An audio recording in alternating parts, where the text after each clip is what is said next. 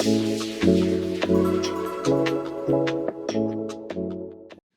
guys, thanks for tuning into the podcast. In this very first episode, we introduce Shannon, our in-house medium, and myself, and tell a little bit of our backstory, talk about our intention for the podcast, and lightly touch on a few topics. Subsequent episodes, we're going to go into specific aspects of spirituality and drill down into them inside and out. Hope you like this introductory podcast. Please like us, follow us, give us comments, questions, and things you'd like to see on future episodes. But I hope you enjoy. God bless. All right, Shannon. Yes. I've been looking forward to this. This is our first episode, and I've had hesitation, I feel like, to do this for a long time, but I think it's really important, the things that we talk about, the unique people that we have in our circle of friends. We have these, the podcast is called The Floating Podcast. And I wanted to talk a little bit about why we call it that, what we're doing it for. Before we get into that, I think one unique thing is your gift, what you do professionally. And I don't know anyone. I've seen a lot of people doing different things, but I haven't met anyone quite like you, and you've been very helpful for me, to say the least, the past 4 years. So maybe we could start by talking a little bit about what you do professionally and why we decided to even start doing this podcast. Let's talk about why we call it what we call it and what we're doing. Yeah. So right now I'm working as a professional intuitive and medium. What I see all different kinds of souls through walk of life. Some come to me just for mediumship, which is communicating to loved ones on the other side.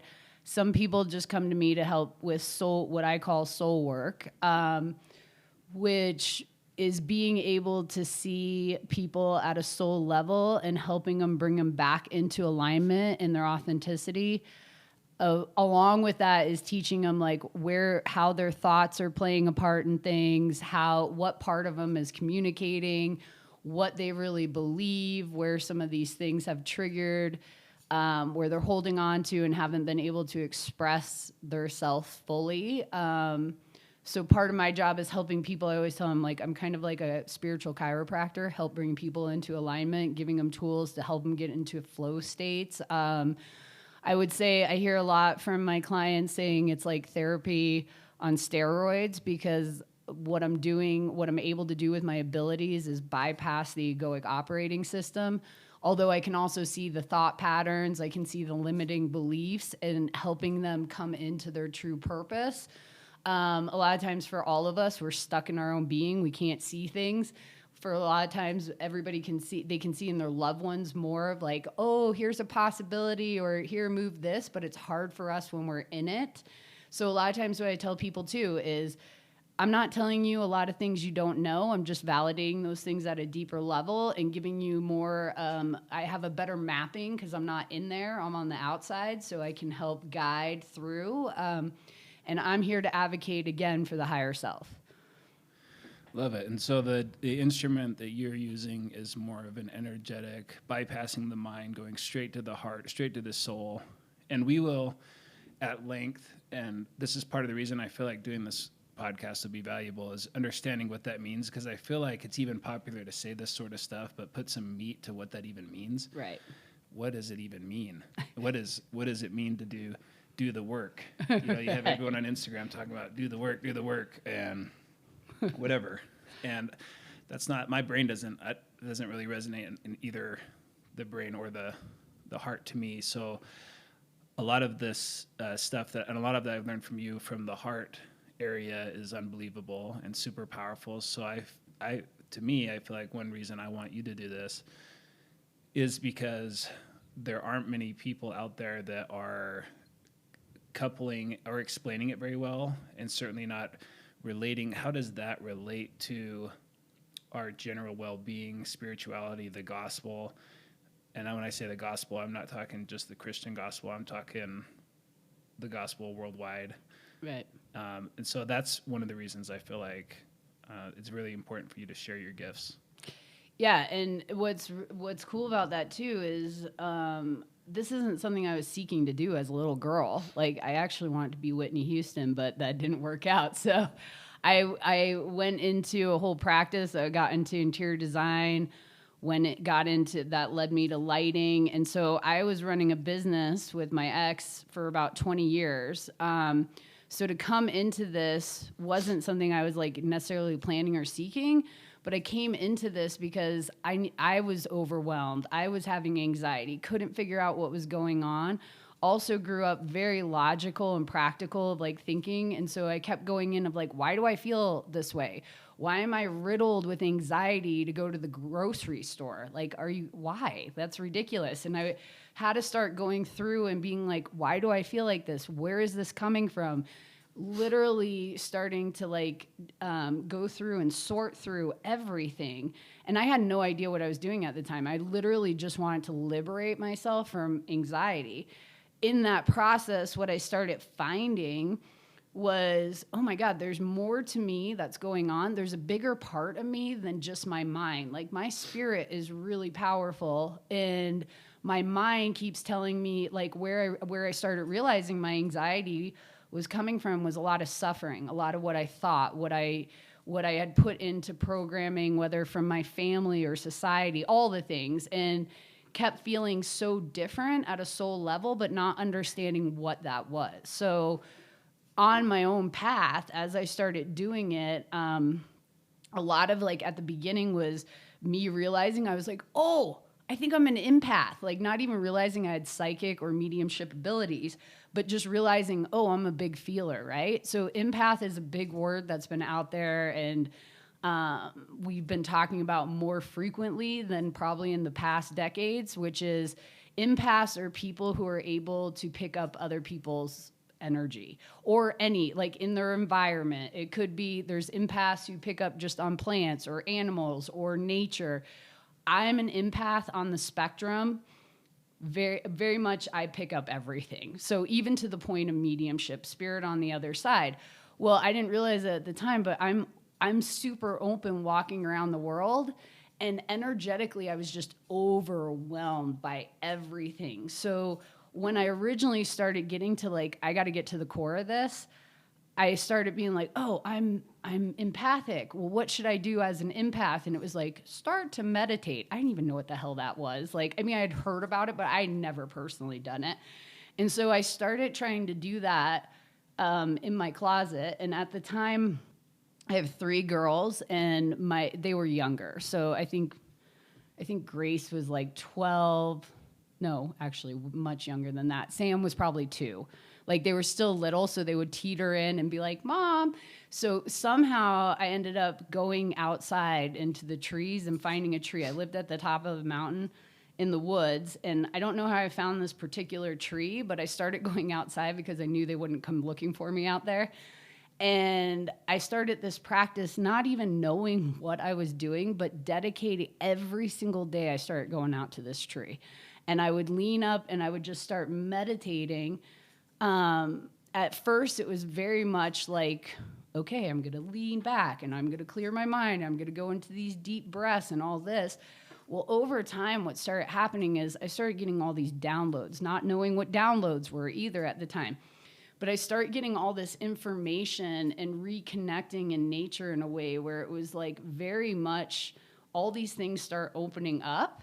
And I would say I joke a lot that I'm a skeptic, but I'm more of curious. I'm like, where is this coming from? Like, why is this happening? But what I found was each time I kept going out there and getting into this centering point, I was feeling so much better. So that was like initially my key to start getting in there and start just getting centered, trying to quiet things down, having a deeper understanding. And as I started doing that, I kept getting little more airways. Like all of a sudden, my anxiety wasn't as bad, right? I started getting into these alignment where I would have moments where I was feeling good, and then they would slip away. But the more and more I kept practicing, the more and more I felt better. So on this of a self path for myself, I continued on because it kept liberating over and over, and all my abilities started opening up like a nut, like it just cracked me open. and to a point where like the more I did it, I couldn't deny it. Synchronicity started happening. People started coming into my life, all these things. And I practiced for years, probably about, I would say about a solid 6 years before I ever went outward, before I even shared with anybody. So in that process, I also started exploring. So I decided, I was like, oh, I'm going to go see a psychic too. I never had done that. My whole family was out visiting for Christmas, and I tell my mom, I'm like, hey, I want to go to psychic. And she was like, oh, do not tell your grandmother what you're spending your money on. And I was like, okay. So she takes my sisters to Target, drops me off at this psychic. I go in there, never have been one to before.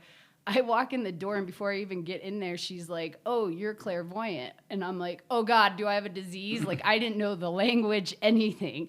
And she just started laughing and was like, oh, girl, you are spinning. And I'm like, obviously, I don't know what's going on. And she was the first one who took me in to be like, you have a lot of abilities. The first thing you need to start working on is grounding. So then I started incorporating that into my meditation. And I would go out and ground all the time too. Well, as I was doing that, I kept getting curious and more curious. The lady I was going to was more on the darker side, which was not resonating with how I felt necessarily. So because I'm also a skeptic, I was like, I'll try this. I'll take this rodeo to the next one and see what they say. So I went up to Park City Medium, walked in, same thing. She was like, oh, wow, you're clairvoyant. And then I was like, okay, I'm starting to get the hang of this.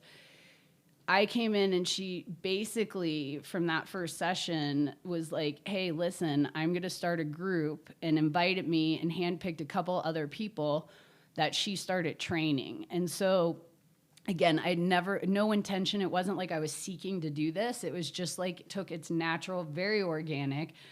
And so I also was not comfortable with it at the time. So I told everybody I was going to meditation class because I didn't want to be like, now I'm going to learn from a medium, like how to be psychic and all these things. But she trained us. I did that for 4 years, every other Saturday, where we were not allowed to talk to anybody in the group, and we would show up, and she trained us hardcore. Like she, Jeanette Smith is her name, and she trained over at Arthur Findlay College over in Europe, which is where J.K. Rowling's based her Harry Potter's castle off of. Nice. So it's like the real deal. So she trained under some of the best, and I look back and I'm like, how lucky like was I to have that experience, all of us in there. And so I did that for years, again, totally quiet, wasn't sharing with a lot of people, had no intent to do this professionally whatsoever. But what happened was the more I kept liberating myself and being able to see some of these possibilities and opening, I started realizing little by little people were coming to me, which I always naturally have had where people would come for advice anyways, but it started getting in a way where I could start seeing things that were outside of my mind's eye or my mind, and I could see in my mind's eye. And so that also organically happened where Brenda, who now works for me, started encouraging people to come to me, and by each time somebody would come, they would send more people and more people. And as it wasn't something again I was seeking, but started realizing, oh my God, this is my calling. Like this is where I feel my power. There is nothing more I want to do than help liberate people to come into their wholeness, to never have to feel like what I was experiencing, that anxiety, and always like I used to sigh all the time, like just trying to get airway, and it was a horrible way to live. I was never present and couldn't really put my finger on it, and so it was a huge drive to go out and help people. And what I realized when I started doing it was, it's not just anxiety that keeps people prisoner to certain things. It's all these other negative emotions and beliefs and programming. And when I started realizing, like, we don't have to live this way, there's another way, it has fully become my passion, my livelihood, everything. I mean, I live, breathe it, and devote most of my time to it. Yeah, and you have done a great job at and we've talked about it before, and we'll talk about in detail how one develops those gifts and whatnot, but generally it seems like the knee-jerk reaction is people don't want to feel, so they numb it out with whatever it is, all those emotions that are taking place. So if you're someone that's even a hyper feeler, and I'm not a stereotype, but I feel like women are generally more that way. They're more empathetic. They're more, seems like, where, and maybe that's just how it is for me. It's a lot easier to numb out the feel and just be logical about things and kind of suppress that. So you, I don't know if you ever, it sounds like you finally hit a point where you were willing to fully embrace it and let yourself kind of take it all in, process it out. Yeah, which I was, and everybody digests differently. For me, my anxiety came out like I was angry. I was uncomfortable. So it was like this, because I wasn't in control of my own being. So a lot of it would go into these like more internally, like not like I wasn't raging at home and stuff necessarily, but it was just this like, just get me out of here. I would say for the majority of empaths, or more in that way, are majority of women. There are a handful of men, so I don't want to say they're not. There's more that are coming in, but the majority are women. A lot of times that anxiety that people feel from when they're empathic, what I notice from a lot of women especially, is they're like crippled. They're constantly serving everybody else. They feel guilty to do any inward work or anything like that. So again, it was seeing where people are held prisoner in that and trying to help free them into their authenticity. Love it. Well, it's been useful for me. And one of the things I liked when I first met you is you didn't come off, because when I kind of first got into this space, I started going around to different drum circles and things like that, which are all fine and probably good. But I didn't really meet, I don't know if I even met any real authentic practitioners of something like that, but I just didn't feel I don't know, maybe it's because you're from Jersey and you like Hellcats and stuff, but we got along really well. Yeah. And you could joke around about stuff and keep it real. And I intend to do that. That's what our conversations are like, too. I feel like we both have a deep spiritual side of us. We deeply respect these things. We also don't like to take life too serious. Right. I believe that's helped you with your clients, that helps you relate to people, especially the males, the fact that you're able to be more low-key and also quite logical at times. That was super helpful for me. Big time. Yeah. I mean, males are my favorite, working with them. And yeah, I would say one of my gifts is, it's kind of funny because when I first started like dipping my toes into it, and like when I was like started seeing people, man, talk about a fish out of water. I was like entering into this realm where I was like, oh shit, I'm not like you guys either. Like I don't have I wasn't like, hey, all flowy. And there's nothing wrong with that. That's just not the way that I roll.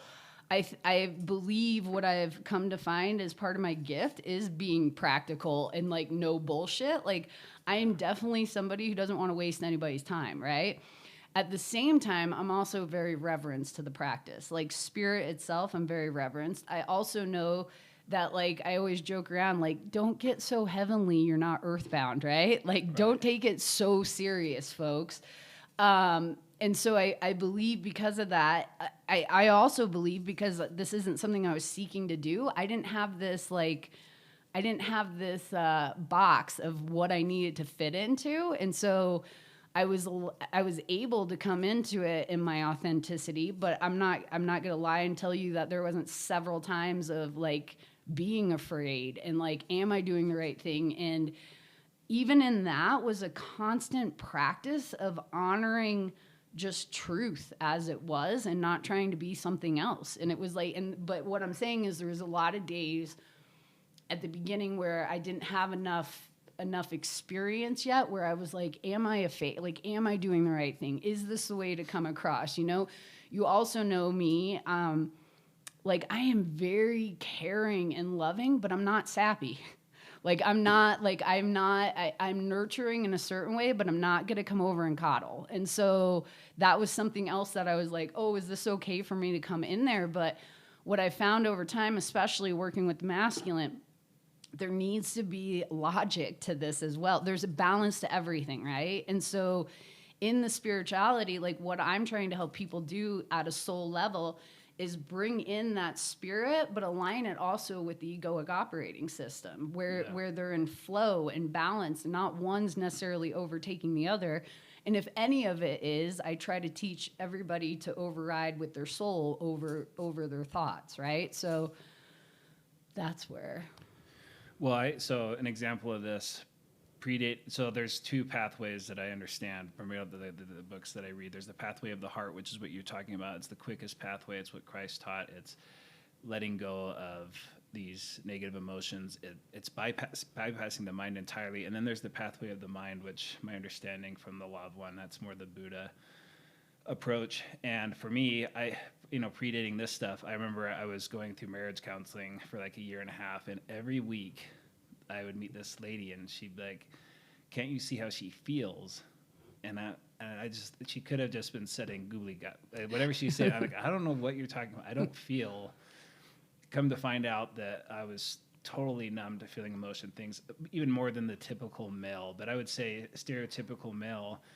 I remember I had to ask, like, can you just give me literal things that I can do to help make you feel this way? Because I'm not operating, we're not talking the same language here. It took like a year and a half of that. And then even once I got into this work, it took a lot of logical things for me, starting with psychology, trying to understand why there was this perception of separation or misunderstanding or gap between how maybe two people felt about each other, but they weren't able to connect. The whole men are from Mars or Venus thing. That seems to me to be the whole feel. I just feel like women are better generally at that than the male, and if you can learn, if the males can develop that feel part, and if the feminine can develop that kind of thinking part, right, we have a better shot at this. And that's something else I'm trying to help everybody too, because by nature, right, the genders, the masculine and the feminine, by universal law, each of them have their own characteristics, right? So when you're talking about males are very logical. They put force to things. It's like, let's figure this out. Females tend to be more on the chaos, emotional chaos, creativity, all the things. When you blend those two energy fields together, they're a really good balance. Not like one more over than the other, but both of those things coming hand in hand, right? So one of the things that I try to help teach is understanding like where we're all coming from, even the males, right? Like, or females. It's like, I actually crack up. There's several times where like I'm doing couples, and like when we're entering into the feminine, it's like, oh God, brace yourself. We're hitting in, because it almost goes too chaotic, right? And then the males are almost too sterile at certain times. And it's like bringing out, and also like what I tend to do a lot with the males, to your point, they haven't been taught how to feel, because at a young age, universally speaking, showing any sign of emotion is weakness, right? Right. For the most part. And so subconsciously, they don't even realize, but they've been taught like suppress, right? Yeah. So even starting to come in to be like, no, your power is also in your emotions as well. There's a lot of indicating, like from either your thoughts or your emotions. They're trying to tell you something, right? So one thing that I always start off with the males especially is like, well, with everybody, you're not your emotions. Like, emotions are energy in motion. For everybody, I recommend not letting them... Yeah, like, and not letting them overtake you. They're trying to indicate like a check engine light. Like, I'm sad. Well, why are you sad? Instead of being like, I'm sad and I can't. And that's more of on the feminine end. But like where they overtake and you become your emotions. So another thing I tried teaching people is like, just pay attention. Like, if your check engine light comes on and you keep driving and your shit blows up, well, I wonder, like, hello, And so same with emotions. And like the feminine a lot of times overrides their emotions. So they like they're like, well, it's fine. He didn't mean it. Well, when you compile that over time and time and time, you become bitter. You're not honoring yourself. So a lot of what I just am trying to teach people is like, what is going on? What is it trying to indicate? And trying to help give tools to be able to go, okay, well, I'm sad. I'm sad. Why am I sad? I'm sad because, like, for me recently, I just lost my cousin who is my buddy, super close, right? I'm allowing those emotions to come up and just feeling them as they come, and I'm not letting them overtake me. Where the old me, if this was me 5-10 years ago, I would be stuffing those things like no other. I'd be like, I'm fine. I'm fine. Every time I would be feeling, I'd be like, weakness, shove it, shove it, shove it. And that's where I take typically more on the male end of things. But like women do it too. I mean, all of us do. And so even in that process of learning of like, I'm sad. Why am I sad? I miss my cousin. I talk to him every single morning. Like we're 2 months apart. We've spent our entire lives together. I should be sad about that instead of going, oh God, I got to avoid that, or I am that emotion. And so even having those tools to like try to teach people instead of having them become it. Yeah, and downstream from the emotions are the thoughts that accompany the emotions, which I don't know that people recognize that oftentimes, is these are just nonsensical thoughts. Untethered Soul does a good job of helping you kind of separate yourself from, they call it the roommate that's thinking all these thoughts, the 90,000 thoughts that go through your head a day. And they're typically negative and they typically loop. And so one of the first tools that I try to help with people when they're coming in is like, let's play witness. So I'll tell them, I want you, like one of the first homework assignments that I give often is I want you in the bleachers. And I'll tell them, I want you literally witnessing your thoughts. I don't want you reacting to any of them. I just want you to pay attention. First off, what are you even thinking? Take inventory. Because once you realize like the narrative that's going on, it's not, but it is kind of funny because you're like, oh my God, these things have been like dictating everything I'm thinking and doing. And people don't understand everything is energy, everything, especially your thoughts. So if you have a constant negative feed and you're not aware, I tell people all the time, it's like putting a poison drip in you constantly. And then people are like, I don't know why I don't feel good. So that's an area, everything is energy. That's a concept, right? And most people listening to that are like, oh, yeah, whatever. But so some of the episodes I'd like to do is explain literally what that means. We have, and we're huge Hawkins fans. He's got the best framework, I feel like, for, and a lot of people, I've seen his charts in like sales meetings, sales bros and stuff, and cool. But if you get really into what it is and how it comes about, everything can be reduced energetically to like this essence or this vibration or this vibration. And if you can just start distinguishing, now you can do this with the mind, you can recognize, oh, that's an expression of anger or that's an expression of shame. And you can start to kind of catch it with the mind, which is a more laborious method, whereas the method that you primarily operate, even though you're able to dabble in both, is the energy, the feel of it, where you can just, well, I already know that's a low vibe because it feels awful. Right. And so But even going through the process of taking inventory, that's, it's fascinating. Like I was saying, part of what I help people do is give them a mapping, right? Because I'm not in there. So I get a clear view right off the bat. But what I'm trying to teach people is to get their own mapping too, and understanding like, take inventory. How many times did you put yourself down? How many times did doubt creep in? Right. Where is that coming from, right? And so when they're saying do the work, what the work is not this physical. It's actually starting to come into awareness. It's starting to shift out of that reactive state and into making conscious choices. You can't do that when you're on autopilot all the time.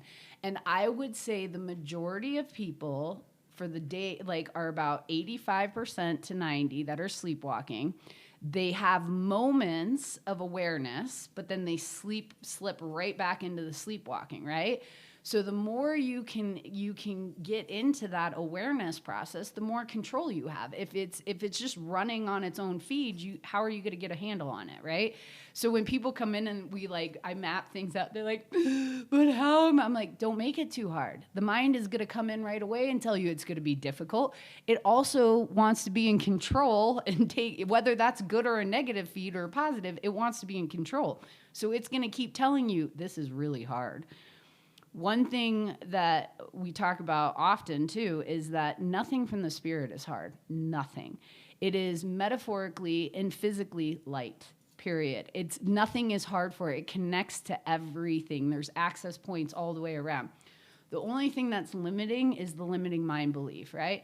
But the thing is, people don't realize you have control over it. So part of why I start telling people, get up in the bleachers and start witnessing, again, it's on autopilot. How are you going to fix it? You need to start getting a mapping of what you are telling yourself over and over and over. Quite frankly, I would tell you, especially with the feminine that come in, there's a lot of times I'll pick up on their thought process right away, and I'm like, oh my God. And I've got this sweet little innocent, and she's so kind, and she even talks quiet, and she's very polite. And I get up into her thoughts, and I'm like, holy shit balls. Like, do people know what you're saying? And I'll call them out, right? And there's usually this moment of embarrassment, because then I'll also say, they're like, well, yeah, because they believe it. They've been saying it so much that it's just in their nature. When I call them out and I'll go, if your child was talking to themselves the way you're, oh, well, I would not be okay with that. Yeah. Well, why are you okay with it, right? Or I'll say to them, if your best friend knew you were talking that way, and they're like, oh God, she would come after me, right? Because that's not okay. It's not kind to yourself. So even right there, people aren't even aware, right? So it takes sometimes that third party to be like, hey, hello, right? So that's why, again, just even getting into that awareness in itself, and that's why a lot of us are sleepwalking. We get into the program, what we think we should be doing, this and that. What we feel is also a practice. If you've been in your thinkingness, which you can attest for, it's hard to get the feelings. And so too, then it's like this, all of a sudden, it's like, you want me to go from this heavy thinkingness into feeling? It feels like foreign. It feels foreign, doesn't it? It's almost like, then what happens, and this is what I try to help people in the process, and because I'm a big feeler, I can call them out too. Like, meaning they're not walking alone by themselves. So I'll go, whoa, you just had this whole drop, because now you're going into shaming because you're trying to access something that you should be able to and you can't. So then typically people will be like, well, I don't want to keep practicing that because it makes me feel like I'm less than, right? And so again, having that, like, no, this is a very human experience. Most of us do it, the majority, unless you have been living in a presence and have been practicing this at a very young age, you're not going to be in awareness. And that's what the work, your dad and I like to call it dancing, not work, but like, we're trying to figure that out, right? Is coming into awareness. And for me, like, and I'll tell you how many times, like, recently, or I'll be like, oh my God, I just got my ego just totally hijacked. And I went into the imposter, like, who am I? Why did you do that? Every pity part, right? What's also fascinating is by doing this work over and over, I don't reside in those places anymore as long. Doesn't say it doesn't happen. I bounce out of them a lot quicker. Or even when I'm going through them, I'll witness myself and kind of like give myself like lovingly and jokingly, like, look at you being human again. Yeah. Like, there I go. Wearing it a little bit lightly. Lightly. Because life can be brutal, absolutely savage. It is. Seems like a cosmic joke. Maybe even more than half the time, depending on what stage you're at. Seriously. I mean, for me, I felt like, I was born to the most amazing parents and family, and even my mom, relative to the childhood my mom had, which was one of the worst childhoods I've ever imagined. Just like anyone else, everyone has things they deal with, whatever life. I got to deal with a heavy amount of neuroticism as a child with my mom, and so that. What I learned later, finally, is how my aversion to emotion was even. I feel stereotypically the males just operate more in that logic and they avoid emotion anyway. But I became more callous to that. I grew up in the LDS church, the Mormon church, and went there. I did a mission. My second month down there, I saw a kid get murdered right in front of me. I was sick for 2 years. I got all these things. I basically learned to not feel, to cope. Yeah. And then when I got married, which I did the whole thing, I married a virgin in the temple, all these things, did all the program perfectly in the mind. Mm-hmm. And then I end up in a situation where my wife did not feel like I loved her. And the reality was I would have died for her. And by the way, she's the greatest woman ever, and she still is. And the whole experience of going through that, it took that for me to finally, like I said, at this pointless marriage counseling and then like years of being pissed about it and sort of questioning everything to finally to finally go, I got to figure out what the hell's going on here. So the first level for me to come back to it was I studied psychology. I hadn't even read the book Love Languages until I got divorced. Like everyone had to freaking read that book. I started studying every psychology model. I knew who Jordan Peterson was before I even found him on YouTube, because like I'm like, why isn't there someone talking about like this in this way? Binged hundreds of hours of Jordan Peterson. My next door neighbor took me, and one of the mind opening things for me was I went down to Argentina in 2015 and had an ayahuasca ceremony, which was unbelievably incredible experience. But the like almost like a year after that, I was going to drum circles and going to all these things, and I didn't really find people that I resonated with. I didn't really find like the community. I was like, yeah, this doesn't feel like way better than the church I grew up in. I love the church. This feels weird to me. I finally found a lady that helped me do sort of a one-on-one kind of psychedelic therapy, and it was unbelievable. I felt like I processed 40 years of therapy in one night. She introduced me to the right books, and that was my first time I heard of David Hawkins and what consciousness was.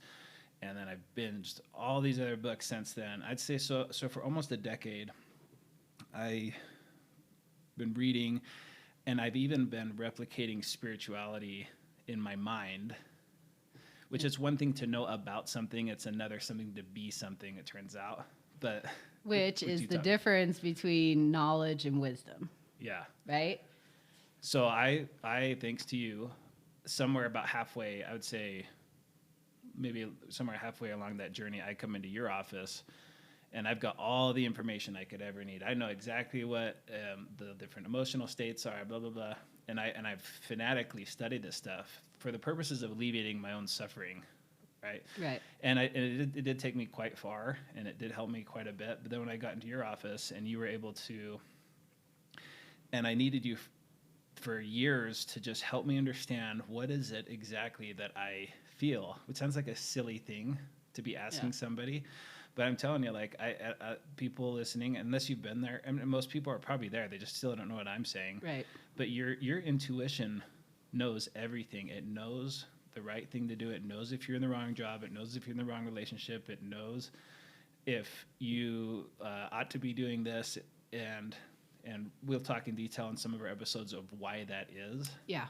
Because I think a huge trap that I've seen, I don't know, for me, maybe I'm unique in that even in the way that psychedelics have actually given me more interest in the gospel, I've actually been able to thread because it seems like a lot of people I meet, they were like all for church, and then they abandoned it altogether, and they're like anti-church. I'm like, well, like I went to a psychedelic summit for Paul Stamets, and I didn't hear like any positive message. I didn't hear gospel. I heard a bunch of bashing religion, and that seems like a low vibe to me. And so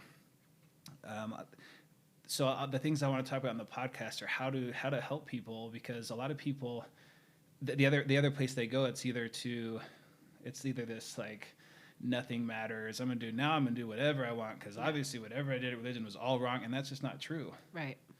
And so I feel like one of the reasons for me to do this podcast is help people that are trying to orient properly towards their intuition, into their intuition, which is their spirit, and maybe in an unconventional way, because we've all had the religion thing, and that's great. And by the way, I loved it, and I still love it. Even though I don't consider myself particularly religious at all, I love all the truth that I can get from all these different teachings, and I like actually seeing the pattern of like, oh, they're saying the same thing over here. Oh my gosh, they're saying the same thing over here, and we're all just sitting here thinking we're all separate, and we're all saying the same damn thing. The same damn thing. One of my favorite is Father Richard Rohr, who I absolutely love, and one of his to what you're saying is, he's like, you know what religion is? A whole bunch of people pointing at the moon, arguing who has a better finger. Right? And there is one of the things I found, like, and not to take, but I went on the path of like being like, well, I don't like religion. I don't like being told what to do. So I've even went over into atheism for a while, right? Which also didn't serve me well. And it was this navigating of coming back over here and here and here. And as I've been on this path, like Jesus, for example, if you would have asked me when I was like 16, I would have been like, whatever. Now I'm like, man, he is power. Like, he's my man. Like, he has so many messages, and being able to see it, like the truth messages. And that's another thing. What I'm trying to teach people in these sessions, like even you coming in your feelings, is to trust your inner voice. Like, you're always, I can't tell you how many times people come in and they're like, oh, in hindsight, I actually already knew. You always already know. You just haven't been taught to trust and access that part. We've been taught to go externally, compare, what are the Joneses doing?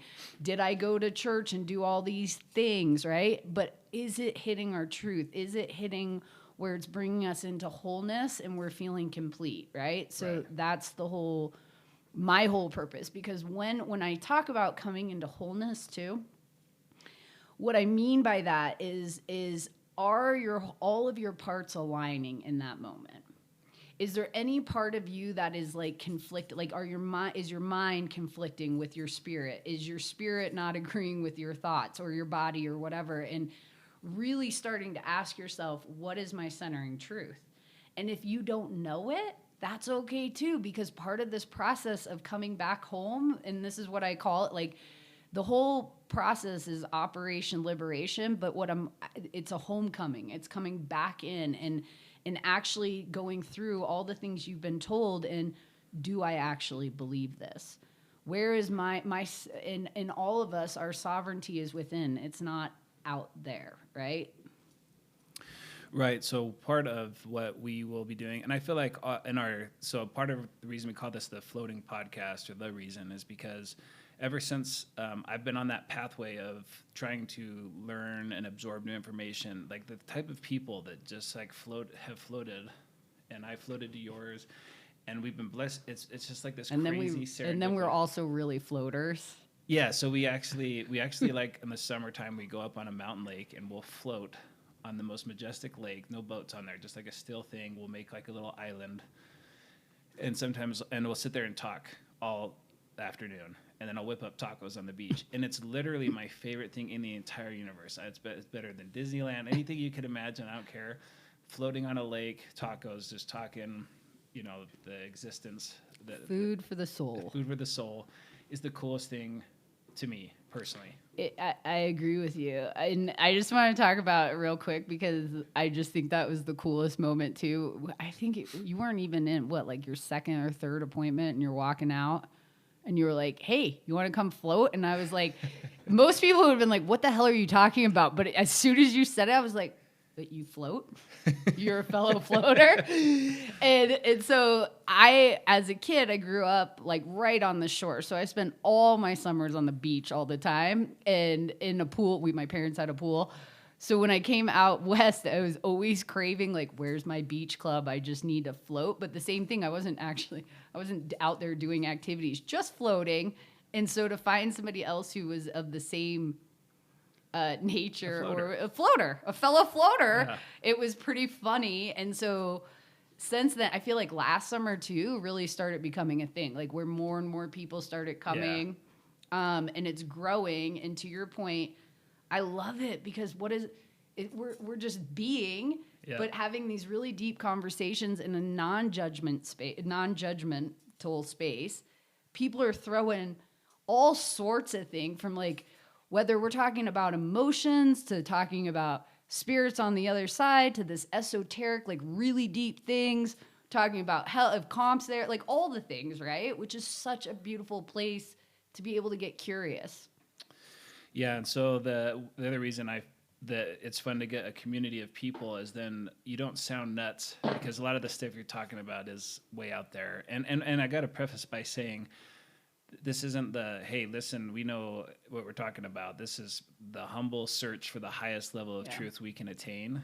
And most of it, again, for me, I've read, one good way to go about it is reading about it in these books. And some of probably our next, I would say maybe 10 episodes. I don't know how many it's going to take. They'll be a little bit more serious than probably what we're generally going to be like when we have guests on and things, because I want to establish the core axioms of existence. And those, by axioms, I mean, and by the way, it's an interesting thing in the political sphere right now.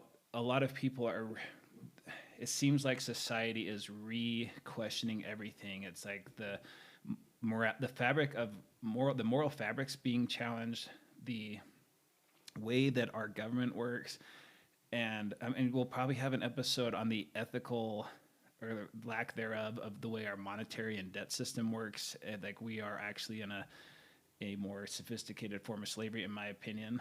Again, I want to apply spiritual principles to the real things we are dealing with, so it doesn't just sound like, oh, go do the work and something out there. Like, let's get pragmatic about how can we identify in our religion, our work, our government, our social life, our relationships, and if we have foundational axioms, principles, which they call first principles, I want to go through what those are. What are these cores that we can extract from the different gospels around the world, because they're all the same. Yep.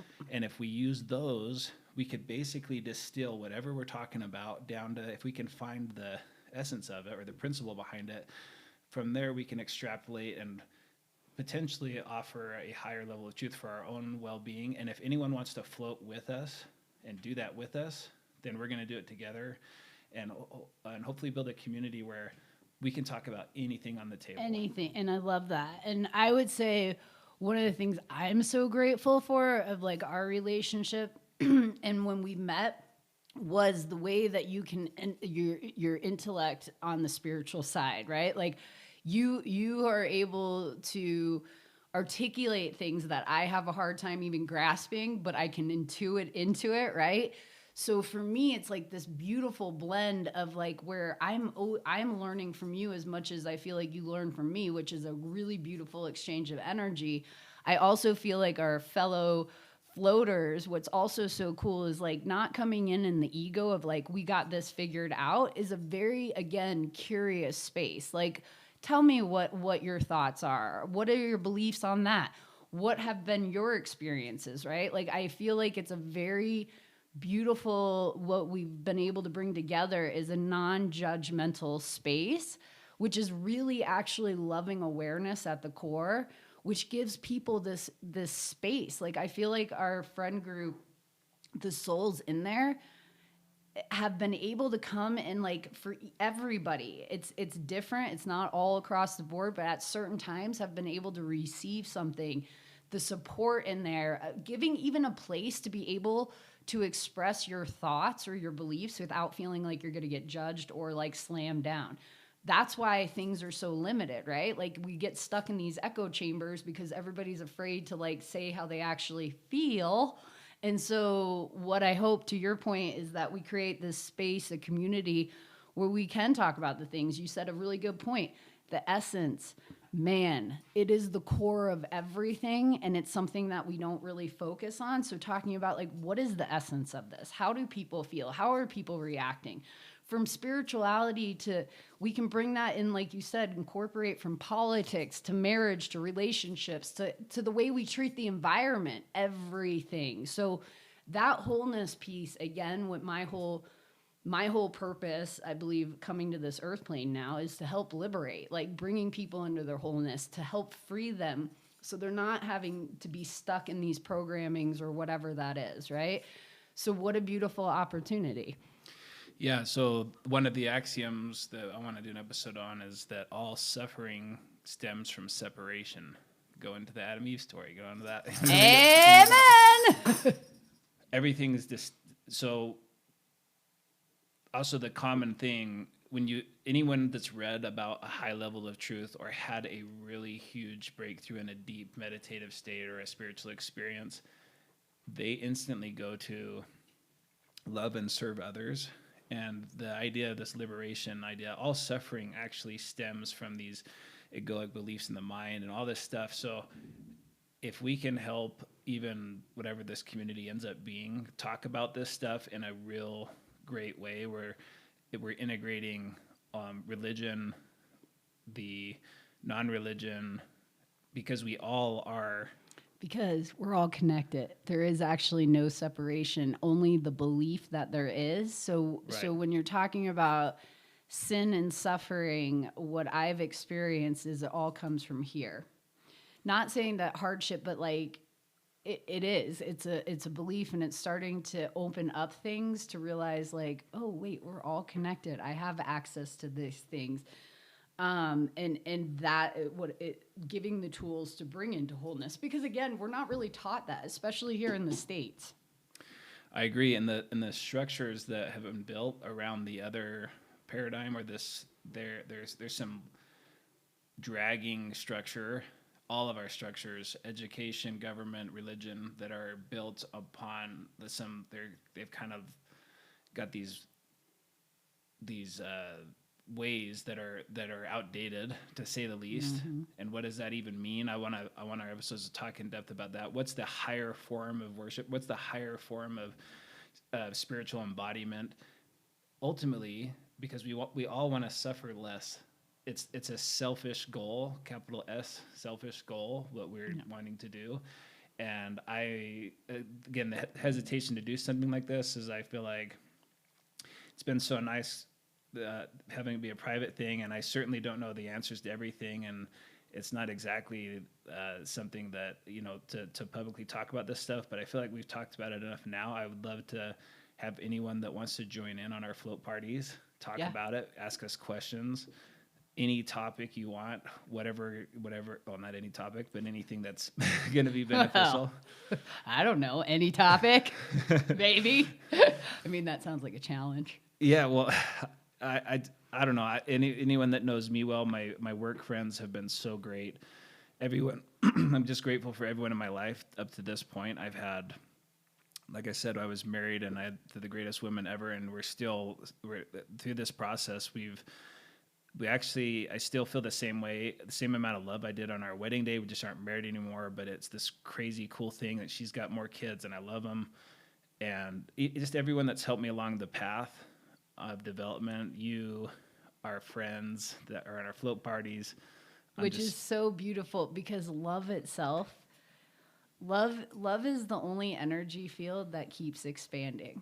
And when we're really talking about getting to the centering point, I don't want to say there's actually one, but if there actually was, I would put my money on it's love itself, right? And so why are we doing this? Why do we do anything, right?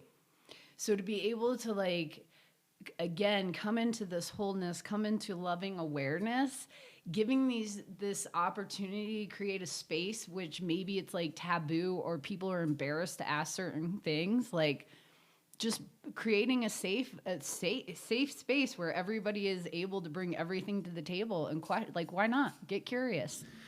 I don't know how many therapists are actually therapists that didn't need therapy, but I bet it's the majority needed therapy, and that's why they got an interest into it. So more, yeah, like you said, more from it was such a loving blessing for me, these things, and so to share them feels really good. Yeah. If you can help love someone else and alleviate suffering. And love yourself. Like, that's what I'm trying to teach people. Like, it literally starts inward before you can go out and do things. But again, that's so scary sometimes. Like, how do I love myself? Where do I even start? How do you, right? So I feel like this opportunity on the floating podcast is a place to be like, just talking about those things, and the more normalizing it, where it's not so taboo or separated. Actually, it's all of us. We're all experiencing this human experience, right? But we're really spirit at the core of it, and starting to have that awareness where we can come into wholeness while we're in these bodies. Die before we actually die is what I'm like advocating for, which is to come into fullness, like death and resurrection, so that you can come into that place. Or, and again, bringing up those ideas and just even hearing stories of other people, right? Help you relate, not just you, but all of us relate to ourselves. Like, oh, okay, so I'm not alone. And that's the other thing I would tell everybody. You're not alone. We're all connected. Love it. So our next episodes, we'll do one on, we've got one on authenticity and the origin of morality. We'll talk about a lot of these axioms, but if anyone has any particular topics they would like us to do, we could always add those. But I would say we probably have up to 10 different core topic axiom things, and then maybe we go on from there. And send in any questions. Like, I would say any questions, any topics, nothing, like, just bring it on. Awesome. Well, thanks for listening, everybody. Subscribe to our channel, like us, share us, give us feedback. Shannon, thanks for being you. Thanks for being you, Richard. Thanks for floating. All right, see you guys. Bye.